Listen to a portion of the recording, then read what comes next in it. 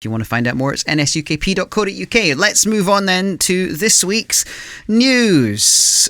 So we're going to start with a bit of a retro brawler, and I think this one, Alistair, for some reason I've got you in mind for this one. It's the Media Indie Exchange's Jay and Silent Bob Mall Brawl. It's got a release day of the 7th of May, which is a few days' time, £12.29. It's a 2D NES-style brawler. It looks so much like a NES game that I actually, for a minute, I was like, in fact, I'm going to actually clarify with you. Is this actually a NES game, or is this just a new game that looks like a NES game? It is a new game that looks like a NES game, but is an homage to NES games. In fact, that's even how the publishers, they've described it as a NES game. It's just for your Switch, and it's coming out on Steam as well. But actually, you know what? When I started looking at this game, because I completely missed the hype about it, I presume you all know who Jay and Silent Bob are from Kevin Smith's universe, right? I don't need to explain this to anybody, and the right? Zoomer. I mean, I know who they are. I don't particularly watch much of Jay and Silent Bob films or basically shows go back or whatever, to Kevin Smith made, what was the first one? I forgot what it was called. Made awesome movies back in like the 90s, something like that. And Jay and Silent Bob turned up in every single one of his movies, which were unrelated films, but they were just in them all as these characters, and they're hilarious, and they kind of just kept going. So there was a sort of like a Kickstarter type thing. It wasn't actually on Kickstarter, but one of these Kickstarter type sites for Jay and Silent Bob, and the game there was I looked it up earlier on. It's called Chronic Blunt Punch, which is sort of a side-scrolling beat 'em up. It's basically this kind of a game, but with kind of cutesy modern cartoon graphics.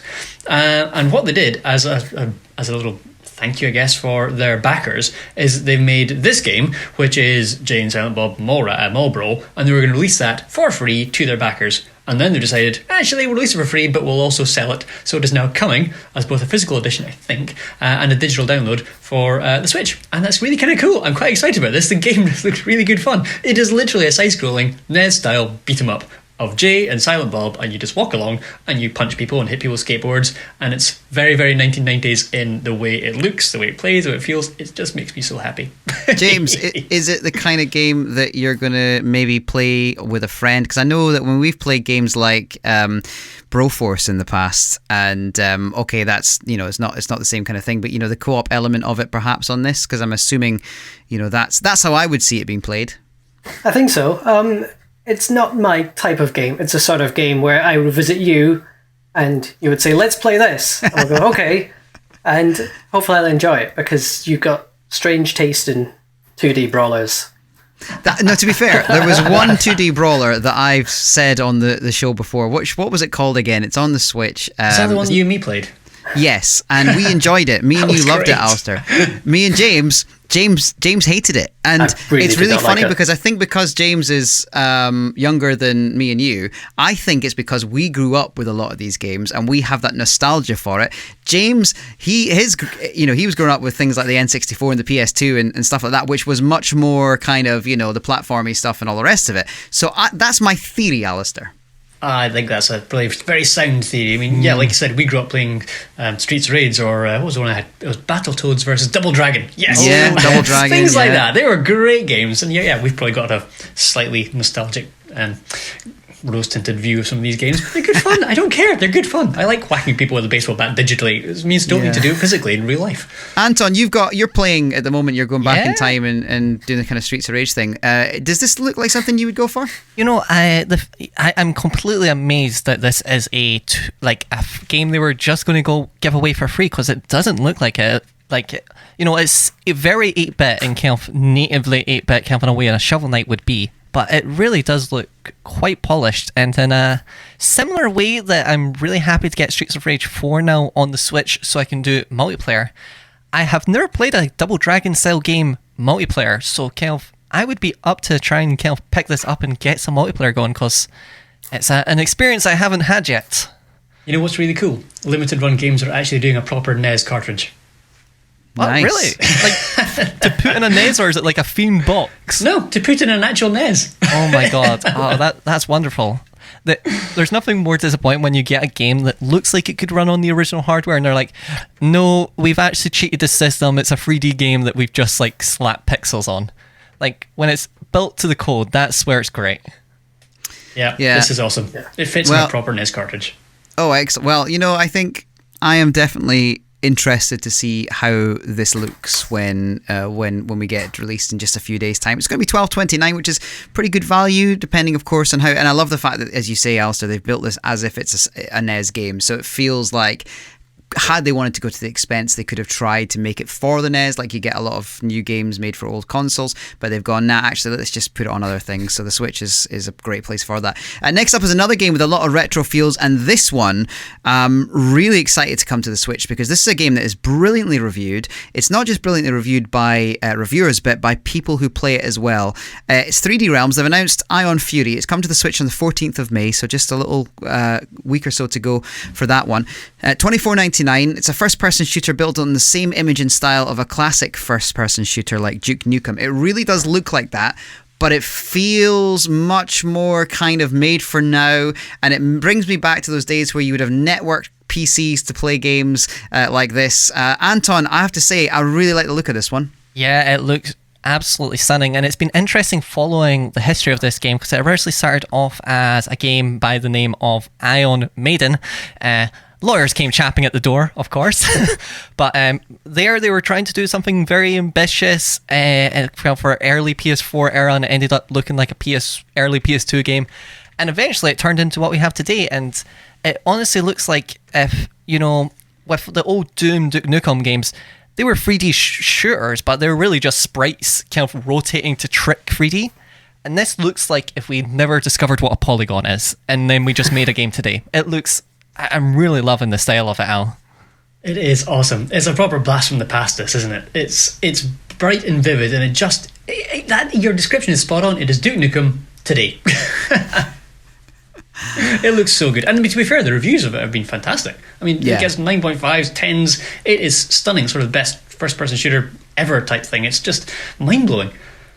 Yeah, James, I know that it is a bit kind of 90s in its feel, but I have a feeling that you might be interested in this. Yeah, I don't really know that much about it, but you're selling it well. You guys are selling it really well.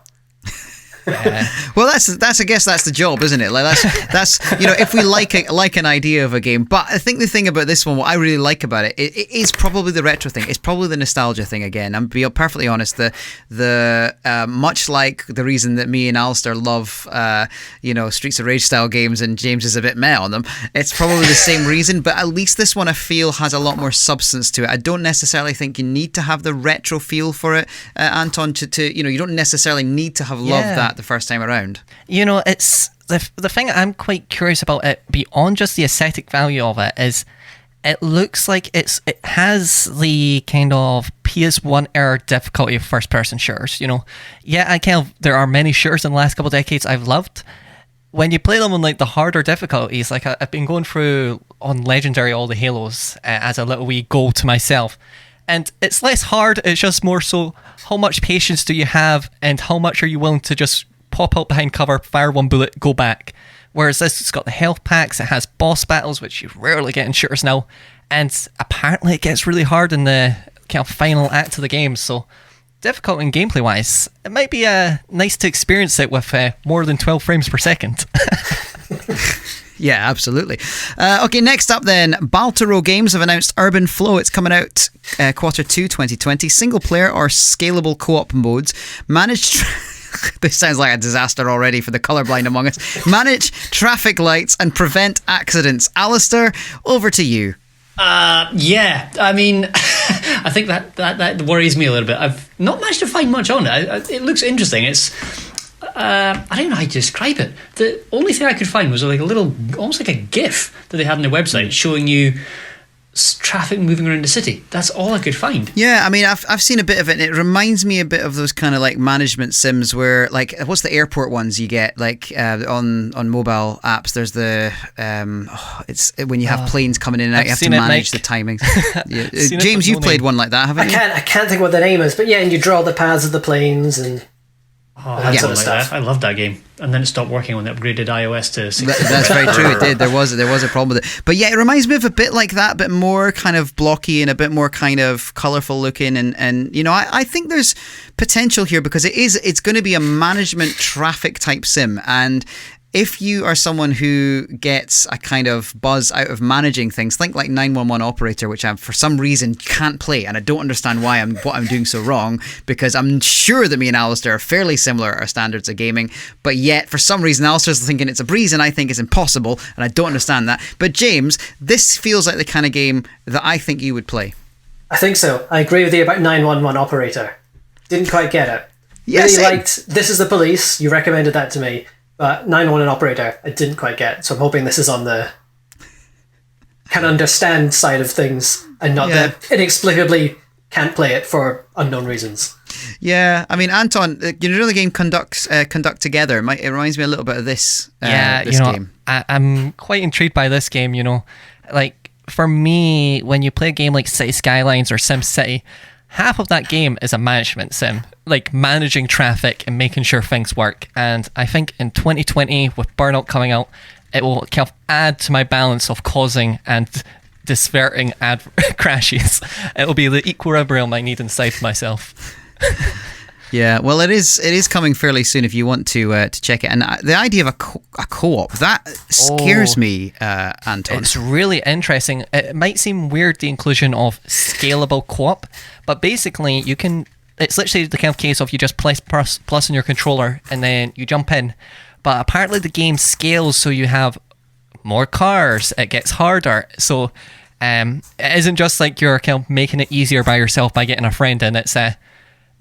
It sounds like insanity. I could easily see this being a yelling at your friend because they murdered 20 people or something like that. I mean, I do that without playing games, as Alistair well knows. So next up, we've got one from SNK. They've announced SNK Gals Fighters. It's now out on the Switch for $7.99. Don't overlook this one because it was a game that was really well reviewed and a lot of people really rate it as well. It's got that kind of proper retro feel. I think it was back about 2000. I think it was Neo Geo, isn't it, Anton, Indeed, originally? It was Neo Geo Pocket Color, and if you know anything about SNK, they have an astounding track record when it comes to fighting games. And even on the Neo Geo Pocket Color, Gals Fighters is one of the best because it's one of the most recent franchises in their roster. So you can tell they'd really learnt a bit and borrowed basically a bunch of the female characters from a bunch of their sub franchises. So the resulting game of that is a real kind of hybridization, kind of polished up version of anything they've done before. $7.99, good price as well, James. Obviously, it's a retro fighter, but as Anton says, SNK tend to do quality fighters, and for $7.99, we don't have a virtual console, but it feels like we're getting these kind of games, and it's kind of filling that space for a lot of people.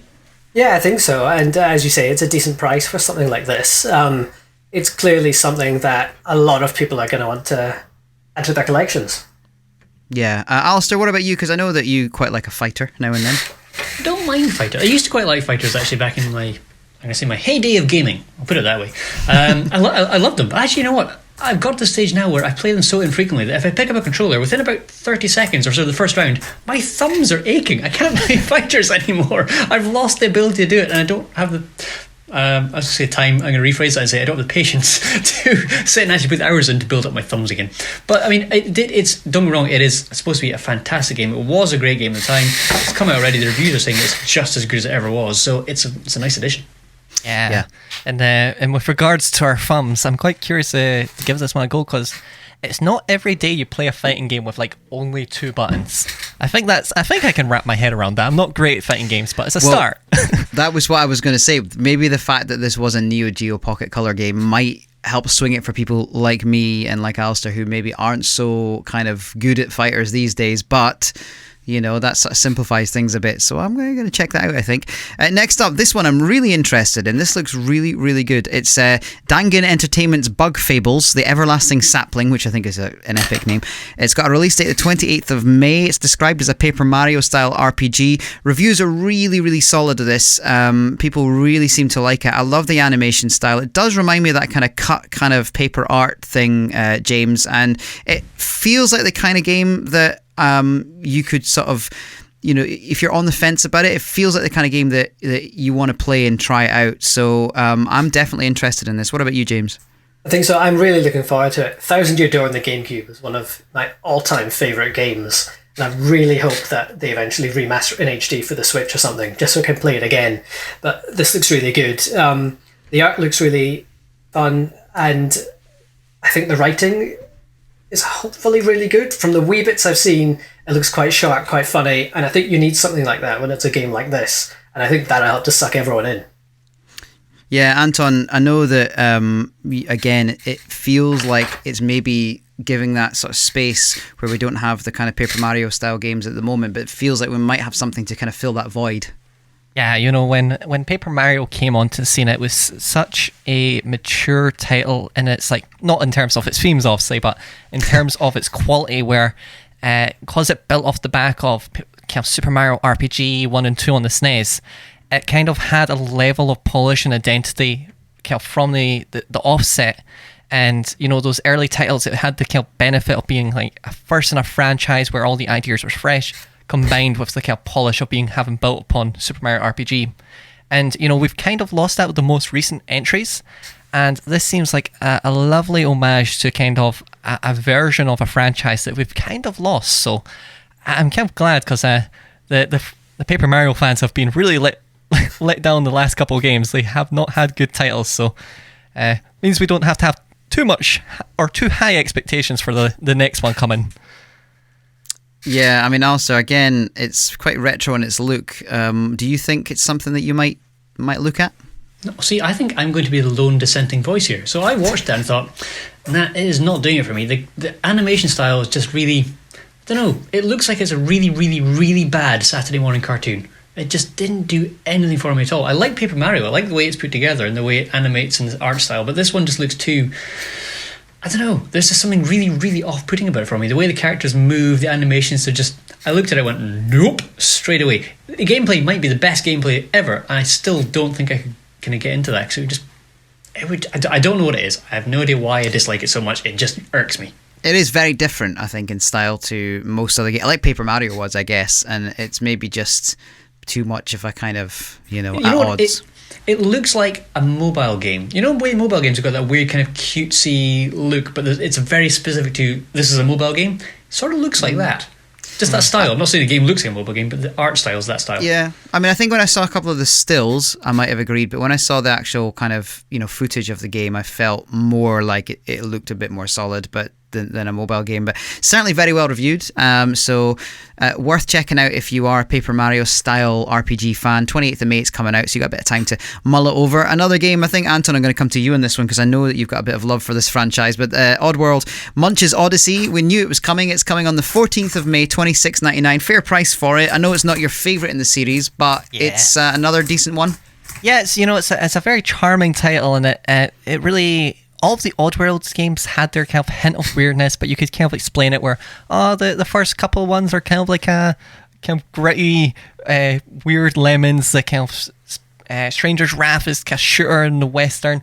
This one just embraces all the weirdness, and I think even if you look at the artwork alone for this game, you kind of get it. Like half the game you spend in like a weird mutant kind of blob thing that's in a wheelchair, and then you're like telepathically communicating to people. The other half, you're kind of this tall, lanky dude kind of pointing people around and getting little wee armies, lemon style 3D. It's such a bizarre title, Alistair. Oh yeah, it is weird, but I do feel a certain affinity for the tall, lanky, weird dude, I have to say. I mean, I'm not sure who's going to say they feel an affinity with the other character you just mentioned there, Anton. But James, what about yourself? Do you know much about? I mean, the one game in this series that sticks out in my head is Abe's Odyssey, which is the classic Mega Drive era, SNES era game that I think a lot of people probably played when they were, if they're of Alistair and I's age, they probably played that game. James, is there anything in this that's? I just have a feeling this is maybe not your retro. I really don't know anything about it, and the descriptions have made me both curious and slightly concerned at the same time. It is weird. To be honest, when you play it, you get even more questions. I still don't understand them. Yeah, that's fair. 14th of May, $26.99, that one. Next up, Coffee Stain Studios. They've announced Hunt Down. So be careful how I say that. It's a new futuristic 16-bit shooter. Side-scrolly kind of look to it. My concern with this is it all looks very busy on the screen, Alistair. And, I think there's potential there. I have a feeling you're going to be more taken by this than me. I do like the 16-bit vibe. It's 60 frames per second as well, which is cool. The soundtrack's supposed to be very good as well. I probably won't play this, but Alistair, what's your thoughts when you had a look at this one? There's something really engaging about it. I mean, I don't know if anybody's actually watched this trailer, but it's sort of like, I don't know how to describe it. It's got a vibe of sort of Terminator and RoboCop and RoboCop Michael Jackson's Moonwalker. Yeah, throw in a little bit of, come on, what was the Yeah, that sci-fi movie? The robots dream of electric sheep. What was that movie? Blade Runner. Thank you. Blade Runner. Okay. Yeah, it's basically, it looks like that. It's gritty, it's cool, it's funky. It's got proper 80s futuristic cars in it. It just looks cool, and I didn't think it looked too busy. It just looked like how I remember these games looking in the past, just side-scrolling, kind of a platformer, kind of a shooter, something like that. Just good, fun, engaging again. Tweaking my nostalgic nipples a little bit, and looks fun. I want to give it a shot. Well, are they tweaking your nostalgic nipples, James? I really don't know how to answer that question, to be honest. Quote of the it episode. sounds quite good, though. It sounds like something you could just sit down and get completely lost in. And you know those games where you're like, I've been playing this for half an hour and I just completely zoned out and do autopilot. So might be a good time waster. Yeah, I'm feeling the same way, James, where it's, when you revisit a lot of games from this era, whether it be like a Strider or something like that, you kind of go back and then you're like, yeah, I'm only really moving in 4 directions. It wasn't the action-packed, fluid experience I remember. Where this one looks, I don't know what it is about it, kind of looks more fluid than a lot of other 16-bit games are, and it hasn't done too much to, like, I know you see some pixelated games now and they've got like fancy lighting and glowing. It doesn't really do anything like that, but still it looks like a cut above the rest. I'm really liking the look of this one. It's interesting. I mean, I have nothing against it per se. I don't know who Percy is, but I don't have anything against it. But I probably won't go and rush out. So I'll maybe let you take over from that. You all right there, Al? You seem to have lost. I'm just laughing at your terrible airplane joke there. Sorry. Right, moving on. Speaking about these